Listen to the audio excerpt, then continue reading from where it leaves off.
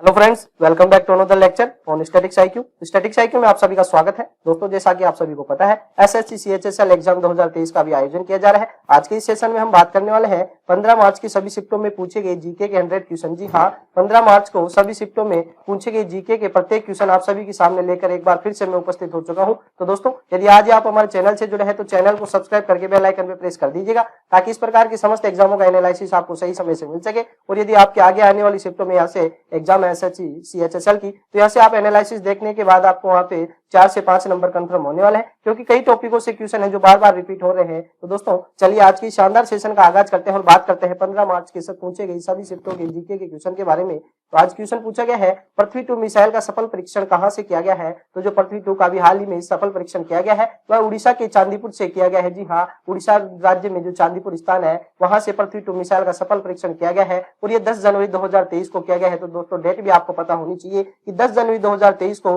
उड़ीसा के चांदीपुर से पृथ्वी 2 जो मिसाइल का है सफल परीक्षण किया गया है। और ये जो मिसाइल है सतह से सतह पर मार करने वाली जो कम दूरी की बैलिस्टिक मिसाइल है। जी हाँ, कम दूरी की बैलिस्टिक मिसाइल है जो सतह से सतह पर मार करने वाली है। चलिए अगले इंपोर्टेंट क्वेश्चन के ऊपर बात करते हुए पूछा गया है, साइना नेहवाल ने किस ओलंपिक में मेडल जीता था। तो दोस्तों, साइना नेहवाल आप सभी को पता है, ये बैडमिंटन की खिलाड़ी है। जी हाँ, बैडमिंटन की ये खिलाड़ी है, तो आपको यह भी पता होना चाहिए बैडमिंटन की खिलाड़ी। और साथ ही हम बात करते हैं साइना नेहवाल के बारे में, तो ये दोस्तों भारत के हरियाणा, जी हाँ, हरियाणा राज्य की खिलाड़ी है, यह भी आपको पता होना चाहिए। अब बात करते हैं साइना नेहवाल के ऊपर, तो ये ओलंपिक में मेडल 2012 में जीतती है और 2012 में जो ओलंपिक का आयोजन किया गया है वह लंदन में किया गया है। और इन्होंने कौन सा पदक जीता था, तो ब्रॉन्ज मेडल। जी हाँ, ब्रॉन्ज मेडल इन्होंने अपने नाम किया था। कब किया, 2012 में, लंदन ओलंपिक में। जी हाँ, लंदन ओलंपिक 2012 में ब्रॉन्ज मेडल जीतता है। और इनको कौन कौन से पुरस्कार दिए गए हैं आगे आने वाली शिफ्टों के लिए काफी इंपोर्टेंट है, क्योंकि यहाँ से क्वेश्चन छप सकता है। अर्जुन पुरस्कार 2009 में साइना नेहवाल को प्रदान किया गया। पद्मश्री पुरस्कार है जो 2010 में प्रदान किया गया। और जो दोस्तों खेलों का यहाँ पे जो खेलों का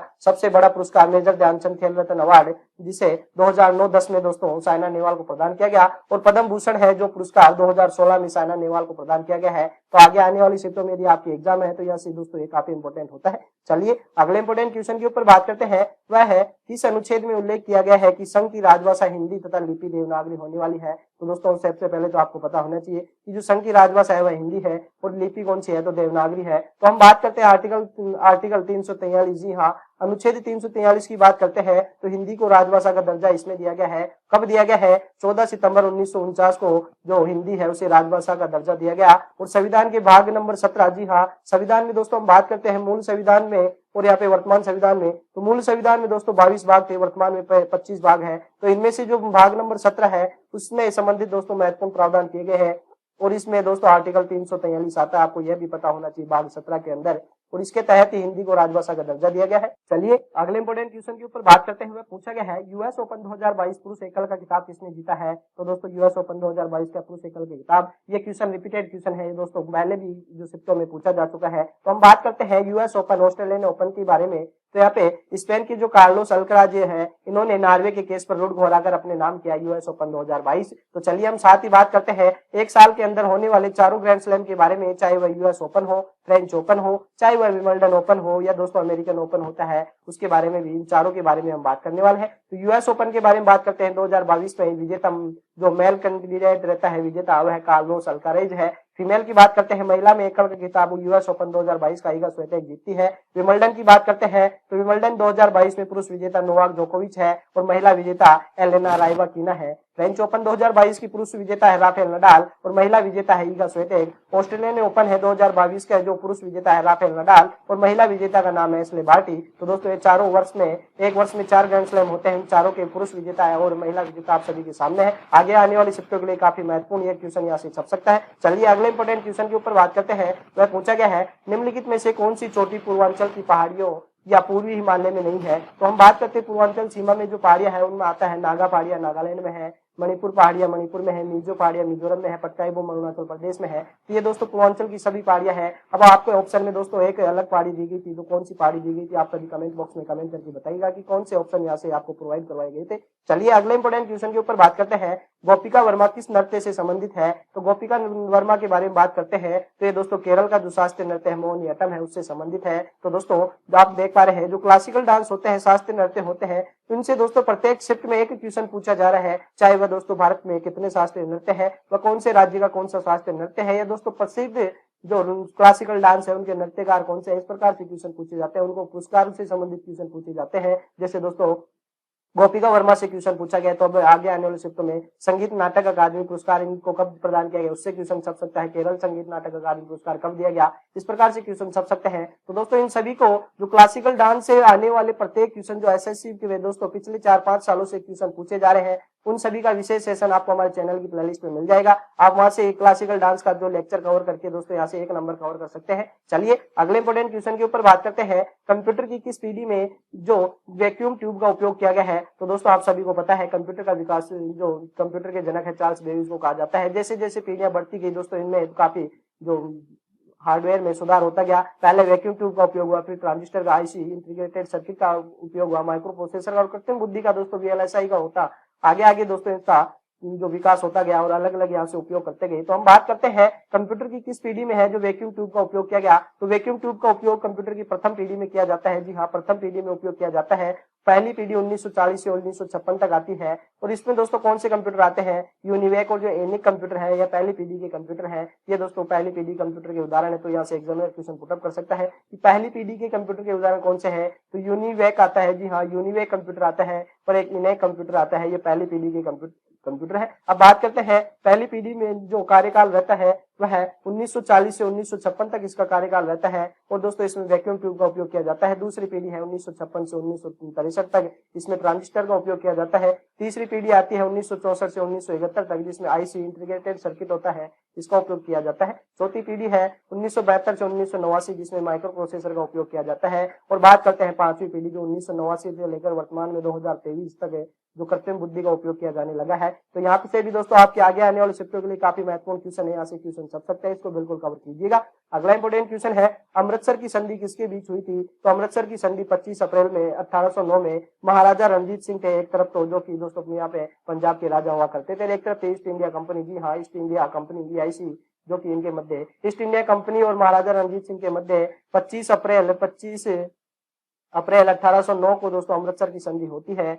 चलिए अगले क्वेश्चन पे बात करते हैं। नियासिन किस विटामिन का रासायनिक नाम है, तो विटामिन B3 का नाम रासायनिक जो नाम है वह नियासिन है और यह क्वेश्चन पूछा गया है। चलिए अगले इंपोर्टेंट क्वेश्चन के ऊपर बात करते हैं। कालिदास के द्वारा कौन सी पुस्तक लिखी गई है, तो दोस्तों कालिदास के द्वारा कौन सी पुस्तक लिखी गई है, तो हमारे पास ऑप्शन नहीं मिल पाए हैं, लेकिन आप सभी कमेंट बॉक्स में कमेंट करके बताइएगा कि कौन सा ऑप्शन आपको एग्जाम में प्रोवाइड करवाया गया था। जैसे हम बात करते हैं कालिदास के द्वारा प्रमुख लिखी गई कृतियों के बारे में, जिनमें मेघदूतम है, अभिज्ञान शाकुंतलम है, कुमार संभवम है और रघुवंशम है। इन चारों में से कौन सा ऑप्शन में दिया गया था, आप सभी कमेंट बॉक्स में कमेंट करके बताइएगा। चलिए अगले इंपोर्टेंट क्वेश्चन के ऊपर बात करते हैं। भारत और चीन की सीमा कितने भागों में बटी हुई है, तो भारत और चीन की सीमा को दोस्तों सामान्यतः 3 क्षेत्रों में बांटा गया है, जिसमें पश्चिमी क्षेत्र आता है, मध्य क्षेत्र आता है, पूर्वी क्षेत्र आता है। पश्चिमी क्षेत्र में दोस्तों जो जिले कवर करते जो राज्य कवर करते हैं जम्मू कश्मीर जो चीन को कवर करता है। जी हाँ, जम्मू कश्मीर आता है, फिर इसमें दोस्तों हिमाचल प्रदेश आता है, ये जो कि इसको कवर करते हैं। और दोस्तों मध्य क्षेत्र में आता है सिक्किम आता है। जी हाँ, मध्य क्षेत्र में सिक्किम को यह टच करता है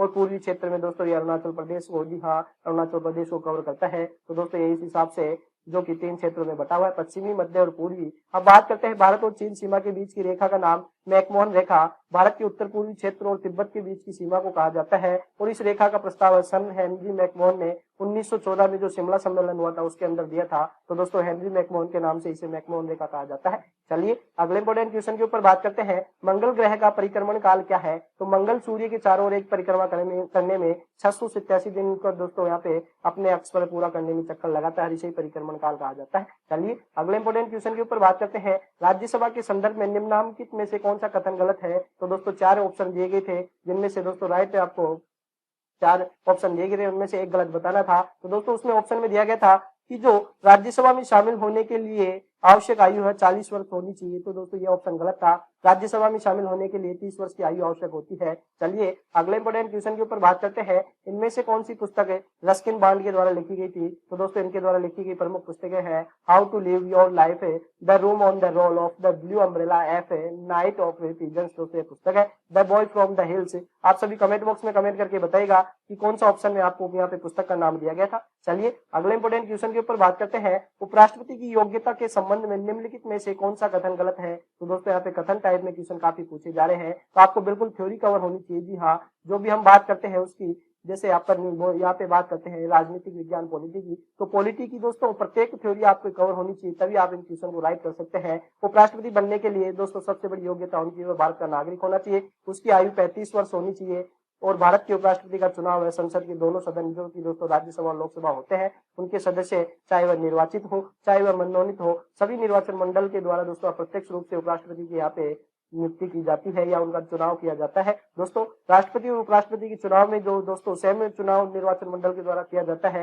लेकिन दोस्तों राष्ट्रपति के निर्वाचन में विधानसभा के सदस्यों को भी शामिल किया जाता है। जी हाँ, विधानसभा के सदस्यों को भी शामिल किया जाता है।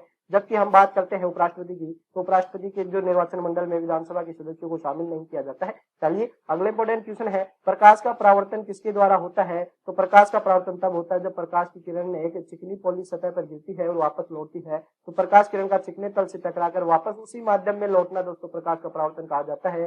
दोस्तों जैसे यह एक धरातल है, इस धरातल पर दोस्तों यह अभिलंब है, यहाँ से एक किरण आती है और यहाँ से टकराकर दोस्तों यह वापस लौट जाती है, तो इसे परावर्तन कहा जाता है। यह दोस्तों ये जो किरण है यह आपतित किरण है, आपको पता होना चाहिए यह आपतित किरण है, और जो यहाँ पे टकराकर वापस लौट रही है यह परावर्तित किरण है। जी हाँ, परावर्तित किरण है, और ये बीच में जो है इसे अभिलंब कहा जाता है। जी हाँ, ये बीच में है, इसे अभिलंब कहा जाता है। तो दोस्तों ये समस्त फैक्ट आपको पता होना चाहिए। चलिए अगले इंपॉर्टेंट क्वेश्चन के ऊपर बात करते हैं, बास्केटबॉल और हैंडबॉल में कितने खिलाड़ी होते हैं? बास्केटबॉल में तो दोस्तों 5 खिलाड़ी होते हैं, जबकि हम हैंडबॉल के बारे में बात करते हैं तो इसमें 14 खिलाड़ी होते हैं। 14 खिलाड़ियों में दोस्तों 7 खिलाड़ी तो कोर्ट पर रहते हैं, और जो 7 अन्य 7 खिलाड़ी होते हैं वह है एब्स्टिट्यूट के दोस्तों। जी हाँ, एब्स्टिट्यूट के माध्यम से इनके लिए प्रोवाइड होते हैं कि इन 7 खिलाड़ियों के स्थान पर दोस्तों ये 7 खिलाड़ी उपलब्ध हो सकते हैं। इस प्रकार हम हैंडबॉल में 14 खिलाड़ी होते हैं। अगला क्वेश्चन है, ठुमरी की रानी किसे माना जाता है? तो ठुमरी की रानी दोस्तों गिरिजा देवी को। जी हाँ, गिरिजा देवी को ठुमरी की रानी कहा जाता है। यह आज क्वेश्चन पूछा गया है।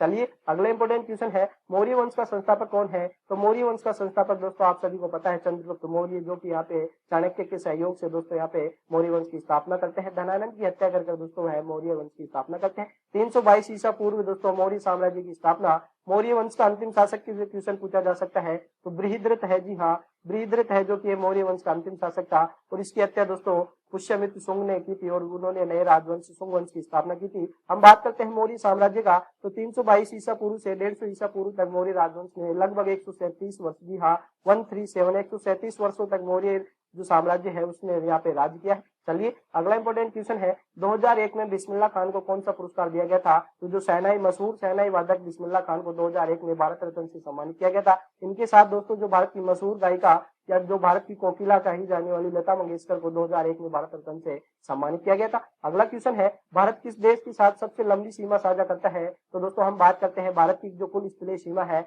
वह 15,106.7 किलोमीटर है। जी हाँ, भारत की कुल स्थलीय सीमा है जो 15,106.7 किलोमीटर है। जबकि हम जलीय सीमा की बात करते हैं तो जलीय सीमा है जो 7,516.6 किलोमीटर है, और भारत की जलीय सीमा है जो भारत के 9 राज्य बनाते हैं, तो सबसे ज्यादा जलीय सीमा बनाने वाला राज्य है गुजरात। जी हाँ, सबसे ज्यादा या सबसे बड़ी जलीय सीमा बनाने वाला राज्य गुजरात है, सबसे छोटी गोवा राज्य बनाता है। अब बात करते हैं भारत की सबसे लंबी स्थलीय सीमा बनाने वाला जो पड़ोसी देश कौन सा है? तो बांग्लादेश के साथ दोस्तों भारत सबसे ज्यादा पड़ोसी सीमा बनाता है, जो 4,096 किलोमीटर की समथिंग है। फिर आता है दोस्तों, पहले नंबर पर आता है बांग्लादेश, दूसरे नंबर पर आता है चीन, और तीसरे नंबर पर आता है दोस्तों पाकिस्तान। जी हाँ, पाकिस्तान तीसरे नंबर पर आता है। जो बांग्लादेश से जो भारत की सीमा साझा होती है वह 4,096 में है, फिर चीन की आती है, और फिर पाकिस्तान तीसरे नंबर पर आता है। अगला इंपॉर्टेंट क्वेश्चन है, अकबर के 9 रत्नों में संगीतकार कौन थे? तो दोस्तों जो तानसेन है। जी हाँ, तानसेन है, ये जो अकबर के दरबारी कवि थे, और ये दोस्तों अकबर के 9 रत्नों में शामिल थे। अब बात करते हैं अकबर के 9 रत्न कौन से? आगे आने वाले चित्रों में ऐसे क्वेश्चन चल सकता है। तो बीरबल है, जिनका दोस्तों यहाँ पे नाम महेश दास है, और ये दोस्तों दरबारी विदूषक थे। फिर बात करते हैं मियां तानसेन की, तो तानसेन दोस्तों अकबर के संगीतकार थे और दरबारी गायक थे। अब्बुल फजल की बात करते हैं, तो अब्बुल फजल है दोस्तों जिन्होंने आईने अकबरी लिखी थी। जी हाँ, आईने अकबरी जो पुस्तक है जिसमें अकबर के जीवन काल के बारे में चर्चा की गई है, उसके लेखक अब्बुल फजल, और ये कालक्रम विशेषज्ञ थे। और फिर बात करते हैं फेजी की, तो फेजी दोस्तों अकबर के 9 रत्नों में एक दरबारी कवि है। फिर बात करते हैं महाराजा मानसिंह, जो कि दोस्तों यहाँ पे जयपुर रियासत से संबंधित थे, और दोस्तों ये अकबर की सेना में सेना सलाहकार के पद पर नियुक्त थे। बात करते हैं फकीर जियाउद्दीन की, जो एक सूफी गायक थे। बात करते हैं मुल्ला दो ख्वाजा की, यह भी दोस्तों अकबर के 9 रत्नों में शामिल थे।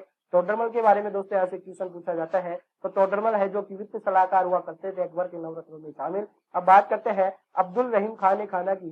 तो दोस्तों ये हिंदी दोहे के लेखक थे। ये समस्त दोस्तों 9 व्यक्ति ऐसे हैं जो अकबर अपने नवरत्नों में शामिल किया करते थे। चलिए अगले इंपॉर्टेंट क्वेश्चन है 2021 से अभी तक आरबीआई का गवर्नर कौन है।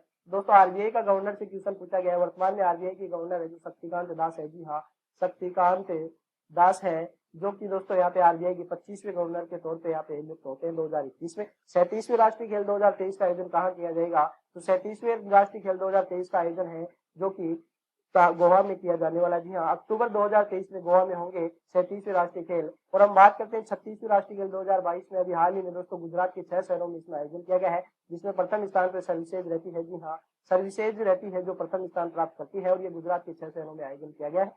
चलिए अगले इंपोर्टेंट क्वेश्चन के ऊपर बात करते हैं। कंप्यूटर की किस पीढ़ी में ट्रांजिस्टर का उपयोग किया गया है। दोस्तों आप देख पा रहे हैं प्रथम शिफ्ट में पूछा गया है कि जो यहाँ पे वैक्यूम ट्यूब का उपयोग किस पीढ़ी में किया गया है। अब तीसरी शिफ्ट में पूछा गया है कि कंप्यूटर की किस पीढ़ी में ट्रांजिस्टर का उपयोग किया जाता है। तो दूसरी पीढ़ी में इसका उपयोग किया जाता है। हमारे संविधान के किस अनुच्छेद में मंत्रिपरिषद के गठन के बारे में उल्लेख किया गया है। तो हम बात करते हैं आर्टिकल 74। जी हाँ, आर्टिकल 74 राष्ट्रपति को सहायता और सलाह देने के लिए मंत्रिपरिषद का गठन करेगा। अब बात करते हैं आर्टिकल 75 की। तो आर्टिकल 75 प्रधानमंत्री की नियुक्ति की जाएगी और प्रधानमंत्री की सलाह पर राष्ट्रपति अन्य मंत्रियों की नियुक्ति करेंगे। तो दोस्तों आर्टिकल 74 और 75 में कहा गया है कि जो मंत्रिपरिषद का गठन दोस्तों यहाँ पे किया जाने वाला है। चलिए अगले इंपोर्टेंट क्वेश्चन के बारे में बात करते हैं। नामीबिया से जो चीते लाए गए थे वो कोनो नेशनल पार्क में रखे गए हैं, तो आप सभी को पता है। लेकिन जो कोनो नेशनल पार्क है वह कहाँ पर स्थित है, आज ये क्वेश्चन पूछा गया है। तो कोनो नेशनल पार्क दोस्तों मध्य प्रदेश, जी हाँ, एमपी के अंदर स्थित है। और एमपी में जो जिला पड़ता है शिवपुर, जी हाँ, शिवपुर जिले के अंदर कोनो नेशनल पार्क स्थित है। यह क्वेश्चन पूछा गया है। अगला क्वेश्चन है भारतीय संविधान का कौन सा अनुच्छेद यह घोषणा करता है कि भारत के पूरे क्षेत्र में व्यापार और वाणिज्य के संभोग से मुक्त होंगे। तो आर्टिकल 301 है जो कि है भारत के पूरे क्षेत्र व्यापार और वाणिज्य संभोग मुक्त करने के लिए उल्लेख करता है। अगला क्वेश्चन पूछा गया है अंतरिक्ष में जाने वाली पहली भारतीय महिला कौन थी। तो दोस्तों अंतरिक्ष में जाने वाली पहली भारतीय महिला आती है वह कल्पना चावला है। जी हाँ, कल्पना चावला है जो भारत की पहली महिला है अंतरिक्ष में जाने वाली। और उनका जन्म करनाल हरियाणा में होता है। जी हाँ, हरियाणा की यह निवासी है। और इनका निधन की बात करते हैं तो 2003 में दोस्तों जो कोलंबिया अंतरिक्ष शटल हादसे में इनकी मृत्यु हो जाती है। 2003 के कोलंबिया अंतरिक्ष शटल हादसे में कल्पना चावला का निधन हो जाता है। तो दोस्तों ये भारत की पहली महिला है जो कि यहाँ पे अंतरिक्ष में जाती है। लेकिन हम बात करते हैं श्रीषा बांदला की।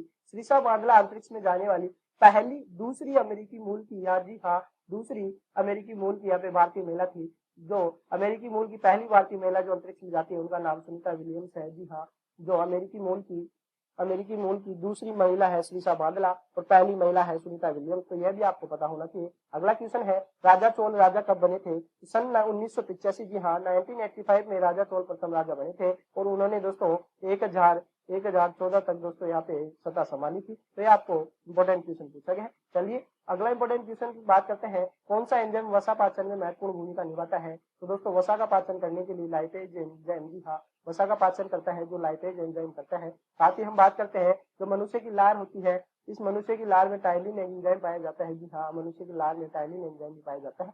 कृष्णा और ताप्ती की सहायक नदियों के बारे में हम बात करते हैं। तो दोस्तों कृष्णा पूर्व दिशा में बहने वाली दूसरी सबसे बड़ी प्रायद्वीपीय नदी है। पहली है जो गोदावरी है। जी हाँ, प्रायद्वीप भारत की सबसे बड़ी नदी गोदावरी नदी है। दूसरी कृष्णा नदी है जो कि पूर्व दिशा में बहती है। और जो सह्याद्री के, जी हाँ, सह्याद्री दोस्तों आप सभी को पता है पश्चिमी घाट को सह्याद्री कहा जाता है। जी हाँ, पश्चिमी घाट को सह्याद्री कहा जाता है। और यहाँ से दोस्तों जो महाराष्ट्र में महाबलेश्वर की चोटी से दोस्तों कृष्णा नदी निकलती है। और कृष्णा और ताप्ती की सहायक नदियां तुंगभद्रा है, कोयना है, घाटप्रभा है, मूसी है, यह प्रमुख कृष्णा नदी की सहायक नदियां है। चलिए अगले इंपोर्टेंट क्वेश्चन के ऊपर बात करते हैं। सीमा सड़क संगठन ने अरुणाचल प्रदेश में किस प्रोजेक्ट के तहत नेचीपुर सुरंग का उत्खनन कार्य पूरा कर लिया है। तो दोस्तों प्रोजेक्ट वर्तक नाम से, जी हाँ, प्रोजेक्ट वर्तक के तहत नेचीपुर सुरंग का निर्माण किया गया है। अगला क्वेश्चन है इनमें से कौन सा मणिपुर का युद्ध नृत्य है। तो थांगटा, जी हाँ, थांगटा मणिपुर का एक नृत्य है जो कि दोस्तों मार्शल आर्ट नृत्य है। ये आपको आज क्वेश्चन पूछा गया है। अगला इंपोर्टेंट क्वेश्चन है निम्नलिखित में से कौन सा जीव एनेलिडा संघ से संबंधित है। तो दोस्तों एनेलिडा संघ से संबंधित जो जीव होते हैं उनमें नेरेइस आते हैं, फेरिटीमा आता है, हिरुडीनेरिया आता है जो कि एनेलिडा संघ में शामिल है। दोस्तों आज के सेशन में हमने बात की कि 15 मार्च को, जी हाँ, 15 मार्च को सभी शिफ्टों में पूछे गए जीके के टॉप 100 क्वेश्चन जो कि आपको 100% यहाँ पे कवर करवाए गए हैं। इनका दोस्तों हमारे द्वारा 100% रियल आंसर की प्रोवाइड करवाई गई है। तो दोस्तों आपको ये सेशन अच्छा लगा है, ज्यादा से ज्यादा लाइक कीजिएगा, शेयर कीजिएगा। दोस्तों हमारे द्वारा वीडियो थोड़ा लेट मिल सकता है, लेकिन आपको जो कंटेंट और यहाँ पे क्वेश्चन प्रोवाइड करवाए जाने वाला है वह 100% में दावे के साथ कह सकता हूँ। आपको जिस दिन का एनालिसिस करवाया जाता है उस दिन पूछे गए 100% श्योर दोस्तों यहाँ पे क्वेश्चन प्रोवाइड करवाए जाते हैं हमारे द्वारा। दोस्तों यहाँ पे आपको किसी प्रकार से गलत कंटेंट प्रोवाइड नहीं करवाया जाएगा। तो दोस्तों एक बार फिर से निवेदन है, यदि आज चैनल पे आज ही जुड़े हैं तो चैनल को सब्सक्राइब करके बेल आइकन को प्रेस कर दीजिएगा, ताकि इस प्रकार समस्त एग्जामों का एनालिसिस सही समय से मिल सके और एनालिसिस देखकर दोस्तों आप अपनी जो तैयारी है वो मजबूती से कर सके। तो समय हो चुका आप सबसे विदा लेने का, मिलते हैं अगले इसी प्रकार की शानदार सेशन के साथ। जय हिंद, जय भारत।